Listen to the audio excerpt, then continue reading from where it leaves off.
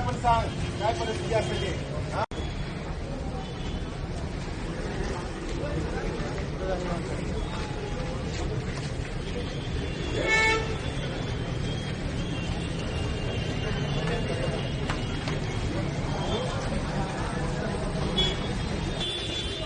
जर कोणी अशा चुकीच्या कारवाईमध्ये जर अशा गुन्हेगाराबरोबर कोणी राहत असेल, सोबत करत असेल, तर तुमचं पुढचं आयुष्य सगळं गुन्हेगारीमध्ये जाईल. तर विद्यार्थ्यांना विनंती आहे की तुम्ही कुठल्याही अशा गुन्हेगारीच्या पार्श्वभूमी असलेल्या लोकांच्या सोबत आपली मैत्री करू नका.